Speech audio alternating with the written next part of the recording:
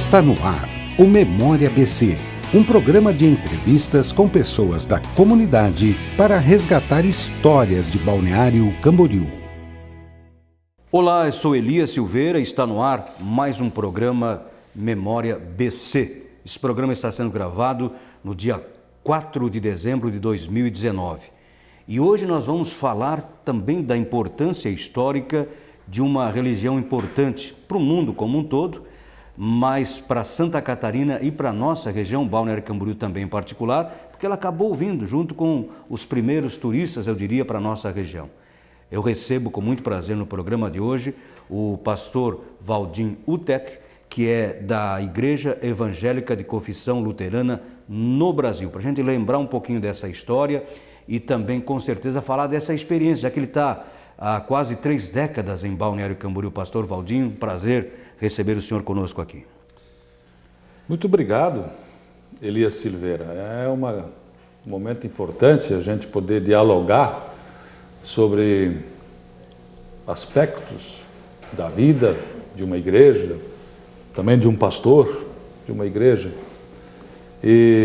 Mas primeiro agradecer pela oportunidade de poder fazer parte desse programa que quer guardar, de certa forma, numa pasta, para a gente poder assistir, olhar, apreciar, relembrar, que fala da memória, né? Memória BC.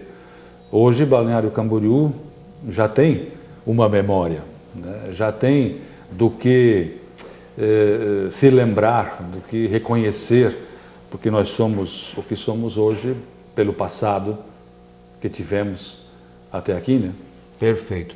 Agora, claro que os primeiros turistas contam o relato da história, que os primeiros veranistas, eu diria, que vinham para Balneário Camboriú, da região não para Balneário Camboriú, mas para a região como um todo, né? Vinham também do Vale do Itajaí, que tem uma colonização alemã muito forte, muito tradicional. E tem também a sua religiosidade, tem a sua igreja. E então, essas pessoas acabaram trazendo a igreja para cá, para Balneário Camboriú? Como é que foi essa história?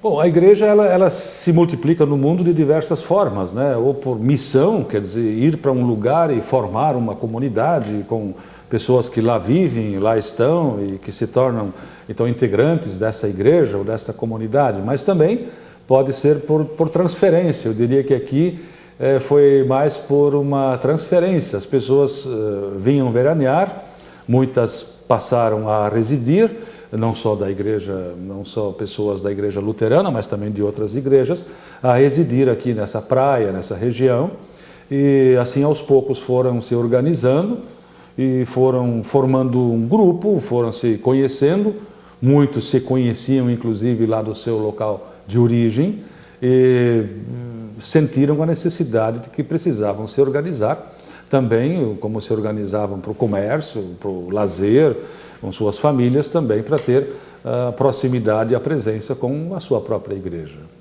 E a primeira igreja em Balneário Camboriú tem um registro histórico de quando ela foi montada, a primeira igreja de luterana na nossa cidade? Bom, isso foi na década de 50, quando pessoas começaram de forma mais enfática assim, a fixar residência aqui na área. Tínhamos uma senhora chamada Bertie Jensen, de Blumenau. Eles tinham residência aqui já, naquela época, uma casinha, e o marido dela faleceu em Blumenau e ela decidiu mudar-se para a praia. Então, fixou residência aqui. E ela era uma mulher muito dinâmica, assim, tinha muito relacionamento com outras pessoas, famílias, mulheres, com muito conhecimento. E ela, então, organizou um primeiro grupo de mulheres, nós temos registros disso de 1956. Ela reunia essas pessoas na sua casa, não sei se a cada 15 dias ou cada 3 semanas, elas cantavam, faziam suas orações, suas leituras bíblicas, liam histórias, alguma reflexão de materiais, de livros que eles tinham, tudo em alemão, diga-se de passagem. E a partir daí começa o embrião da formação de uma comunidade, porque essas senhoras que se reuniam aos poucos, os maridos, os filhos, agregados ali, queriam mais, queriam se reunir como uma comunidade tradicional que eles conheciam. Então, já em 1961 estava constituída em 60 a comunidade, com o seu estatuto. Em 61 já tinha aquela capelinha, aquela igrejinha que está lá na rua 2300, lá dentro de um prédio hoje, encapsulada lá, guardada, porque ela está sob proteção de patrimônio, né? do próprio município aqui. Quer dizer, tinha a igreja luterana tinha uma capela bem próxima à praia, né? A gente diria assim. Sim, porque fácil. Ali junto, como aquilo pertencia à associação de mulheres da região toda aí, elas também construíram a igreja no meio. E na esquina tinha o refeitório e a cozinha. E lá também se faziam as reuniões. E no outro lado mais para a praia, tinha um predinho que abrigava mais ou menos aí 40 pessoas. Então, durante o ano, isso servia para grupos que vinham se encontrar na praia para fazer seus retiros. Grupos de mulheres, principalmente e grupos de jovens. E na temporada, esses quartos, né, eram alugados para veranistas. Né? Normalmente eram veranistas ligados à igreja, que vinham passar Antigamente a gente passava 30 dias de férias na praia, né? Hoje é 3, 4, 5 dias, né? E ficavam, então, hospedados ali, pagavam uma pequena taxa de manutenção. Era uma forma de ganhar um pouco de dinheiro para poder manter aquela pequena estrutura que lá existia. E o atendimento espiritual, o pastor, já tinha aqui um pastor ou não? No início não, né? Então, no início, os pastores vinham, Brusque tinha, né? Então, havia assim, meio que um intercâmbio com Brusque e Blumenau, mas mais de Brusque. E mais tarde, então, essa comunidade se ligou à paróquia de Itajaí. A paróquia de Itajaí é bem antiga. Então, era uma comunidade da paróquia de Itajaí. Então, o pastor de Itajaí vinha depois fazer o atendimento regular nesta comunidade, quer seja cultos, trabalhar com a catequese, o ensino confirmatório, fazer casamentos, fazer batismos, fazer a confirmação, né? E todos esses eventos que pertencem a uma comunidade. E depois, com certeza, pela evolução do balneário, se sentiu necessário de buscar um outro espaço. Isso foi lá na década de 80, quando a igreja realmente ficou muito pequena, né? Ela é pequena, ficou pequena. Então a comunidade decidiu que era hora de partir para um lugar mais amplo. E conseguiram uma área, então ali, hoje, aos pés do Cristo Luz, né?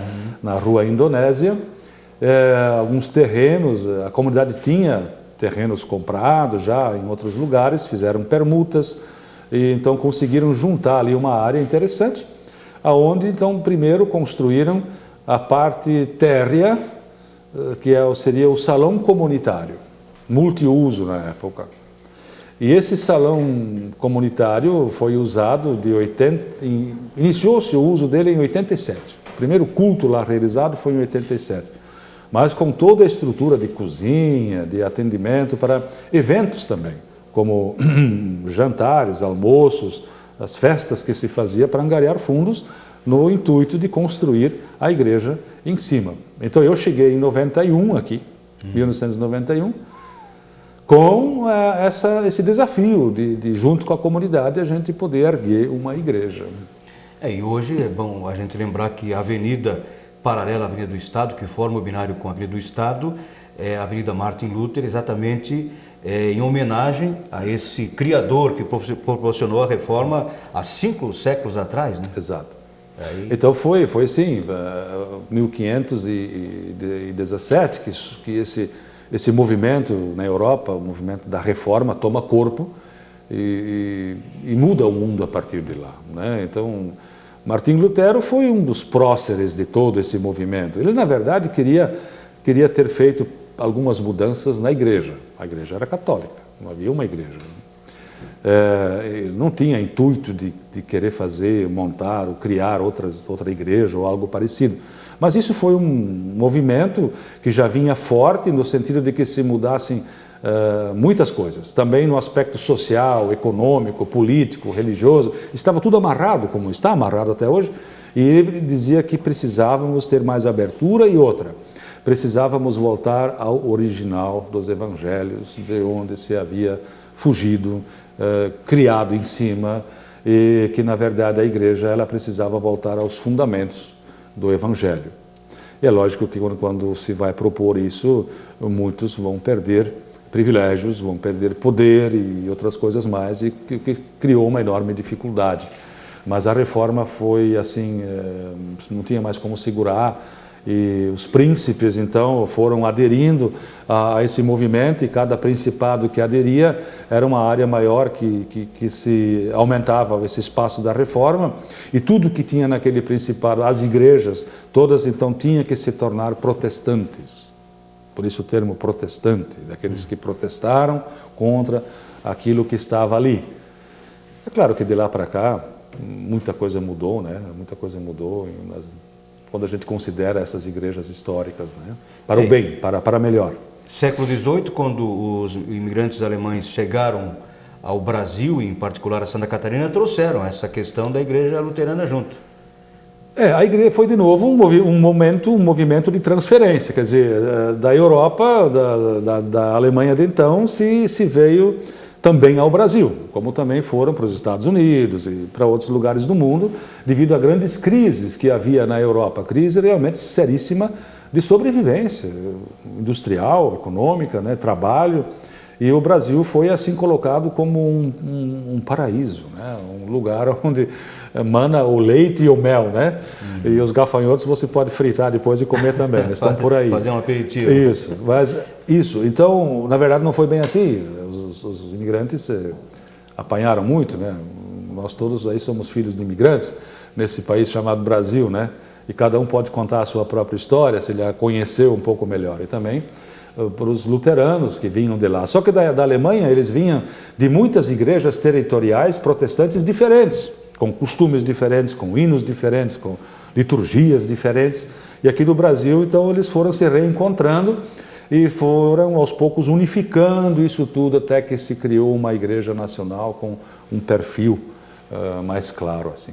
Agora, pastor Valdim, quer dizer, para a pessoa processar a fé, ela não necessariamente não precisa ser um descendente de alemão.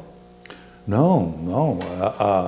A igreja luterana no Brasil, por questões assim, até sociológicas, de defesa né, das pessoas num país estranho, ela por muitos e muitos anos ela foi uma espécie de gueto.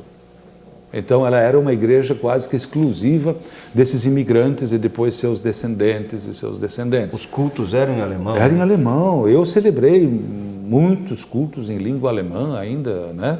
E não sou tão velho assim. Então isso agora ainda tem, agora aos poucos, isso então mudou, passou a ser realizado tudo na nossa língua aqui do Brasil. Mas também já há décadas que outras pessoas, porque a nossa pregação missionária é portas totalmente abertas, não tem mais esse negócio de gueto, isso acabou, onde é que já se viu, né? Tem que ser de porta aberta e a igreja tem que estar aí a serviço de todos, né? Seria mais, na época, uma integração daquela comunidade e até uma defesa, né? A união proporciona uma defesa. Porque as pessoas tinham muita coisa em comum e tendo isso tudo em comum, os outros eram os outros, que tinham de novo suas coisas em comum de outra forma, com outras organizações, com outras igrejas, outras comunidades, né? Então foi uma coisa muito ligada à etnia, à imigração. Interessante isso, né? Se isso foi bom, se isso foi ruim, não sei, a gente deveria analisar isso historicamente sob vários aspectos, mas foi assim. Hoje eu diria que ainda tem alguns aspectos disso. Balneário Camboriú talvez nem tanto, porque é uma cidade mais cosmopolita e aqui vem gente de tudo que é lugar, mas naquelas comunidades mais tradicionais e interioranas, nós ainda vamos ver aquilo mais fechado entre aquelas e foram famílias. Castigados também, eu diria, durante a própria Segunda Guerra Mundial, né? Embora imigrantes alemães, descendentes, tiveram que lutar lá na Alemanha, na Itália, contra os alemães, mas aqui na época houve muita perseguição. Tem um relato, uma brincadeira até para a gente descontrair aqui no programa, de que lá no interior, se não me engano, em Ibirama, tinha um pastor tomando uma cerveja com com alguns membros da comunidade. Ele disse, agora estava na hora de ir embora, ele falou, daí alguém disse, não, toma mais uma aqui, pastor. Ele disse, não, Dankeschön. Aí tinha um do exército no lado dali, olhou, quis encarar, né, para ver. Ele disse, não, disse que o tanque está cheio, o tanque está cheio, então estão indo embora. Então imagina, eu conheço histórias de situações, contando rapidamente assim, também na região de Ibirama, onde o olheiro do delegado, quem que era, o cara lá, ele entrava nas colônias escondido, ele ia lá para as estrebarias quando era hora de tirar leite, se a mãe lá daquela casa falava em alemão com o filho lá para tirar leite, faça isso, faça aquilo, pronto. Já ia para Florianópolis, que lá tinha um campo de concentração. Perfeito. Essa história que muita gente não sabe. Lamentavelmente, temos que conhecer bem essa história do nosso país também, e da nossa região principalmente. Mas vamos fazer o seguinte, nós vamos a um rápido intervalo, lembrando que nós estamos gravando esse programa no dia 4 de dezembro de 2019, Memória ABC volta em seguidinha para a gente saber mais agora sobre o pastor Valdim, a vida dele, quase 3 décadas em Balneário Camboriú, a experiência que ele teve e tem em Balneário Camboriú. Aguarde um instante só.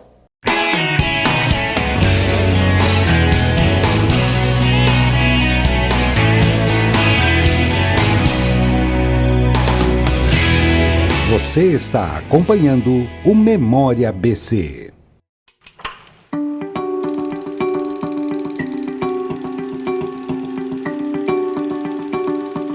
Eu nasci há 40 anos.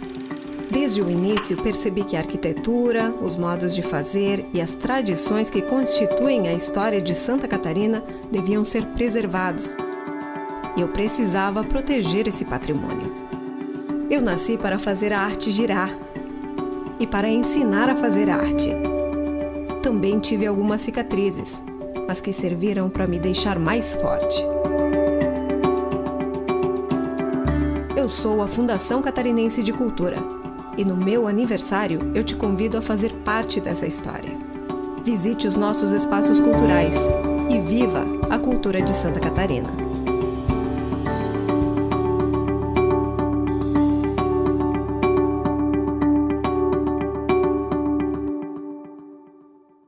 Eu vivo dizendo para minha vizinha, cuidado com a dengue.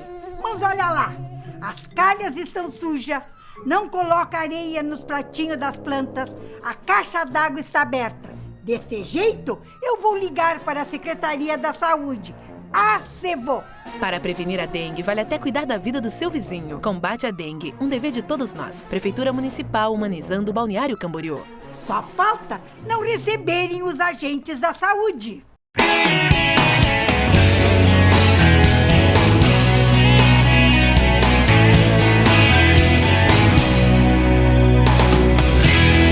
Você está acompanhando o Memória BC.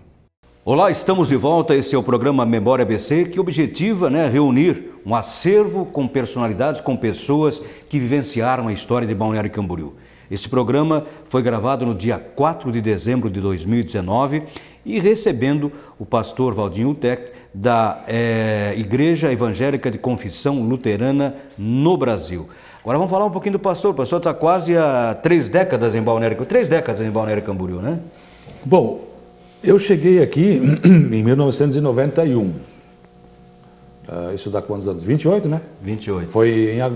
Eu assumi aqui num mês de agosto daquele ano de 91, então já completou os 28 anos. Embora eu tivesse já 11 anos anteriormente em outras áreas, em outras paróquias. Quando o senhor chegou aqui, a igreja estava sendo erguida ali na Rua Indonésia? Bom, eu cheguei aqui em 91 quando a gente celebrava embaixo. Os cultos eram ali no salão comunitário, onde hoje se faz o jantar italiano, esses eventos assim. E tudo mais, todas as atividades da comunidade eram ali, eram resumidas naquele espaço. E do lado tem o pátio e para baixo é a casa onde reside o pastor. Daí em 91 nós fomos atrás de um arquiteto para podermos fazer os projetos da igreja, que é em cima. E encontramos um arquiteto novo de Blumenau, o nome dele é João Barba. É isso mesmo, João Barba. Ele mora e vive em Blumenau. E ele então era novo Ele é da Igreja Católica, então ele não tinha muito conhecimento da tradição luterana, nem da sua arquitetura. Então ele passou a estudar, ele aceitou o desafio, estudou toda a questão histórica e tal. O que afinal de contas a gente pode pôr numa igreja luterana? Como a gente desenha uma igreja luterana de uma época moderna, né? E ele foi atrás disso e apresentou um projeto muito interessante que está ali. A igreja luterana, ela é conhecida assim por ser muito clean, assim, ela não tem muitos adereços, né? Além, os móveis principais é o altar, o púlpito da pregação e a pia batismal, né? E os lugares para sentar. No tempo de Lutero, as missas e depois os cultos eram todos em pé. E não duravam 45 minutos, 1 hora, como é hoje, duravam 3 horas. Né? Mas depois eles acharam melhor colocar uns assentos, que ficava mais confortável, né? Então o arquiteto João fez todo esse trabalho e aí nós passamos, já tínhamos algum recurso para isso e passamos a obra. Contratamos um mestre, o velho, o senhor Ralph Heineck, que ainda vive. Está bem idoso. E ele então assumiu isso e ele então pegou uma equipe muito boa, porque é tudo madeira. Lá nós trabalhamos com peroba, com araucária, com araucária ou forro. Na época ainda tinha araucária para você, porque é tudo legalizado, que você podia, serrar, né? Hoje não pode mais. E os bancos são de jatobá, que é uma madeira pesadíssima, né? Que veio aí da Serra do Leste, ali de São Paulo.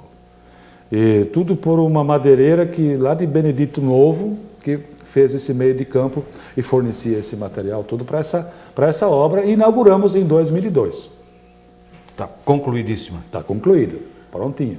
Agora, a igreja luterana, a gente tem assim em Balneário Camboriú, porque ela sempre realiza grandes eventos, né, festivos. É uma marca registrada, eu diria, em Balneário Camboriú. Aliás, eu já frequentei muitas igrejas luteranas no interior também, é uma marca registrada a confraternização, né, da comunidade. Isso acho que está muito presente, né, na origem dessas pessoas que trazem isso na sua própria história, né? Eu tive um período na Alemanha onde a gente visitou muitas comunidades e aí, fatalmente, você também cai em festas de comunidade. Elas são muito parecidas com as nossas de hoje, né? Se bem que lá eles não servem o filé, aquele filé na brasa, né? Lá só tem salsicha e chope. E chucrute, né? E chucrute, né? Claro. O então, não, o Eisbein tem que procurar muito para achar. É uma coisa mais nossa aqui. Mas, enfim, essa questão de socializar, de juntar famílias, de celebrar, né? Festejar a vida, isso antigamente você fazia só na igreja, nas igrejas. Onde eram as festas? As festas eram nas igrejas. Mais tarde, as escolas começaram a reunir uma vez por ano as famílias, só que elas não tinham estrutura para isso.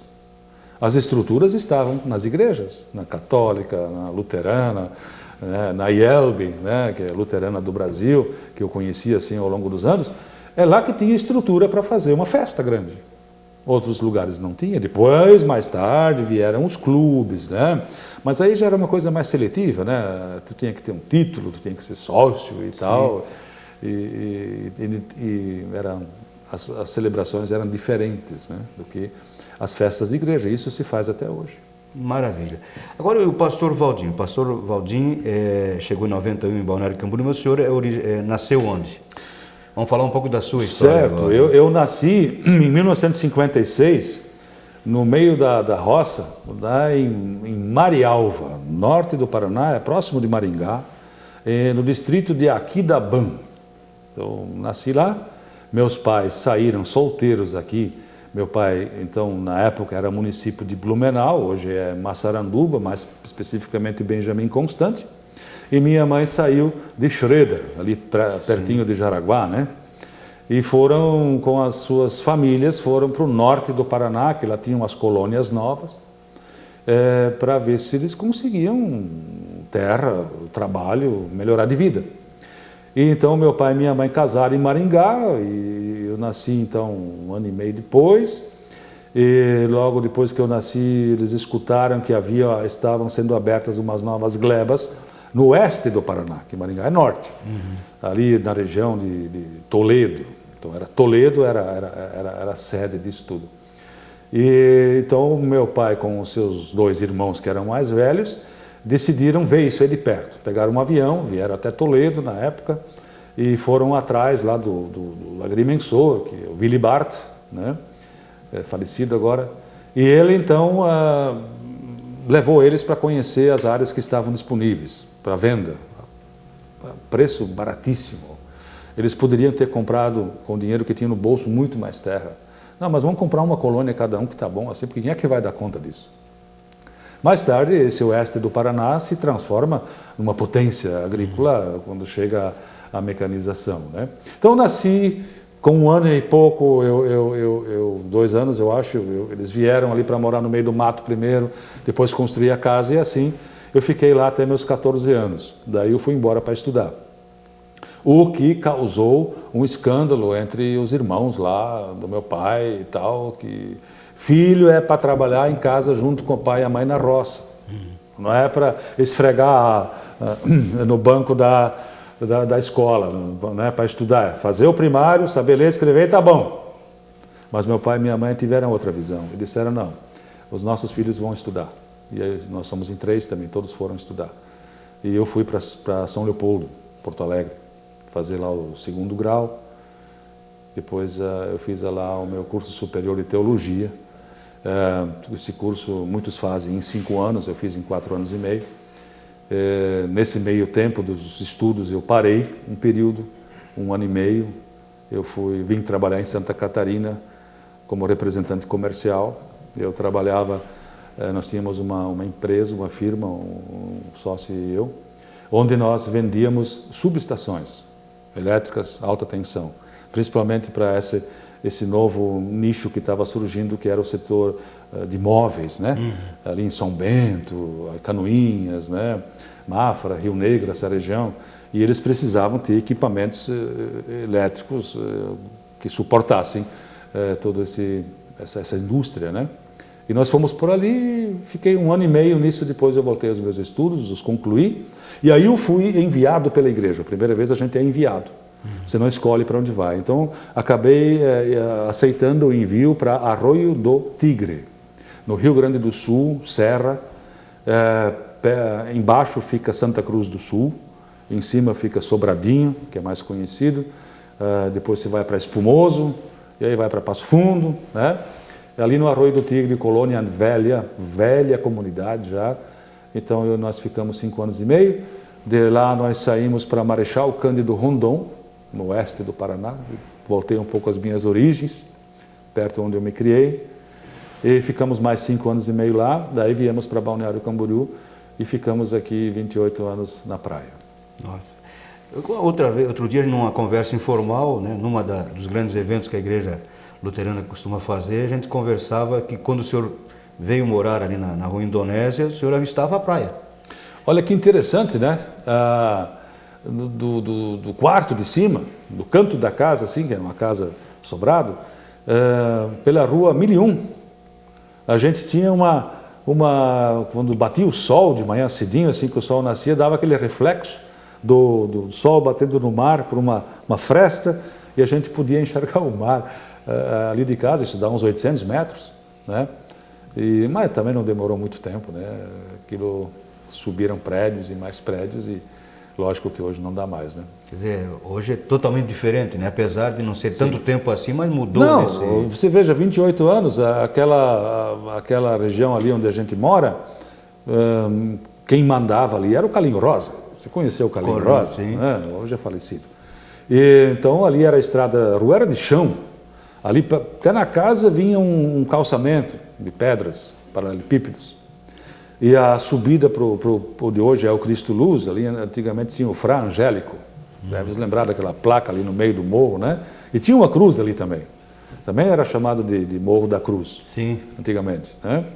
E o Fra Angélico foi um restaurante que tinha lá em cima. Eu acho que alguém de Pomerode, não sei quem andou construindo aquilo lá, até um certo ponto, depois isso tudo mudou. E aí mais tarde surge então ali o monumento, né? Sim, não tínhamos a avenida. Não tínhamos, aí decidiram fazer aquela estrada para cima como segurança, porque era uma picada, né? E a gente com as crianças andava naquele morro lá, para cima e para baixo, né? Hoje não dá mais para se arriscar, entrar no meio daquele pinheiral ali pelos perigos, né? Que naturalmente estão ali. Tudo mudou. Mudou e mudou muito, né? A rodoviária, eu acho que ficava ali. A rodoviária, bom, primeiro a rodoviária ficava lá na 600, né? Na rua 600. Na central, essa eu não peguei. A de baixo ali, que ficava na esquina do estado com a Indonésia, quando nós chegamos, ela já estava no ponto novo, aqui perto da Câmara. No bairro dos Estados. Dos Estados. Então, ela já estava funcionando aqui. Mas ali foi muito movimento também, né? O pessoal que se lembra... Olha, até eu que admiro e gosto muito da história, eu não lembrava há quanto tempo já está a rodoviária aqui no bairro dos Estados, porque nós tivemos muitas mudanças de rodoviária, sim, né? Faz anos, né? Deve fazer uns 30 anos. Que coisa, né? Que coisa interessante. E aí o pastor também gosta do Balneário Camboriú? Sim. Eu vim eu e a Ana Maria, minha esposa, viemos para cá, os nossos filhos ainda eram pequenos, o mais novo fez 1 ano aqui. Chegou em agosto, em setembro ele fez 1 ano. Então toda essa coisa das escolas, né? Levar filho para a escola, e assim, todos esses anos, né? Tudo isso aconteceu aqui. Então nós criamos nossa família aqui em Balneário Camboriú, né? Porque 2 filhos tinham nascido no Rio Grande do Sul, lá na primeira paróquia. O 3º filho nasceu em Marechal Cândido Rondão. Quer dizer, eles perderam tudo isso, sua terra natal, local de origem, então, mas na verdade eles consideram que sua casa, sua terra é Balneário Camboriú. Perfeito. Agora, pastor Valdinho Tec, eu gostaria que o senhor, a partir dessa sua experiência de vida, dessa sua vivência em Balneário Camboriú, pudesse deixar um recado aqui no final do nosso programa para essas pessoas que com certeza vão nos assistir e ouvir no futuro, né? Qual é a mensagem que o senhor deixa para eles? Bom, e tendo acompanhado, como todos que moram aqui há muitos anos, com alguma preocupação, a forma como a cidade cresce vertiginosamente, nem tantos para os lados mais para cima, né? A grande dificuldade que hoje nós já temos de locomoção, porque ruas você não pode fabricar. Nós precisamos nos satisfazer com as que nós temos, embora que citado antes aquela Avenida Martin Luther ali, de fato deu um grande up na cidade em termos de mobilidade urbana, se bem que hoje já está também bastante saturada e precisa de novas saídas, pelo crescimento de todas as formas. Mas eu vejo essa cidade e todos que moram aqui como um lugar abençoado por Deus, sabe? É um lugar maravilhoso, bonito, que todos precisamos aprender, reaprender e aprender de novo a zelar, a cuidar, né? A tomar conta, nos de fato tornarmos cidadãos dessa cidade. Não só meros moradores, aqui com a cabeça ainda lá da onde a gente veio, né? Quando a gente está num lugar como esse, que tem tantos desafios pela frente, e tem tantas oportunidades pela frente, todos nós realmente precisamos levar a sério isso, cuidar da limpeza, cuidar das ruas, cuidar das nossas calçadas, cuidar das nossas casas, cuidar das pessoas, que a gente como igreja hoje sente isso no dia a dia, que a miséria de novo está se alastrando, o número de gente que vem pedindo qualquer coisa é muito grande e não se pode atender todos, né? Embora que você nunca deva negar um pedaço de pão, um copo d'água, um copo de leite, né? Mas assim, maiores investimentos nós precisamos fazer nessa cidade, também pelo poder público, pensando nessas pessoas com menos condições. Nós estamos empurrando os trabalhadores para cada vez mais longe da cidade, e a cidade precisa dos trabalhadores.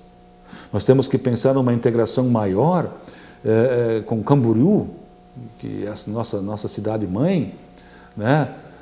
Para que se facilite a mobilidade no transporte público e tantas coisas. Nesse sentido, eu vejo enormes desafios para o poder público, mas o poder público também precisa do apoio de todos, né, para que a coisa possa avançar. Seria essa a minha mensagem, a minha palavra. Lembrando que esse programa Memória ABC foi gravado exatamente no dia 4 de dezembro de 2019. Conversamos com o pastor Valdinho Utek, da comunidade da Igreja Evangélica de Confissão Luterana no Brasil. Pastor Valdinho, Dankeschön. Muito obrigado, fiquei feliz com esta oportunidade. A gente volta num próximo programa. Um grande abraço a todos. Eu sou Elias Silveira. Você acompanhou o Memória ABC, um programa de entrevistas com pessoas da comunidade para resgatar histórias de Balneário Camboriú. As entrevistas já realizadas estão disponíveis no portal do Legislativo.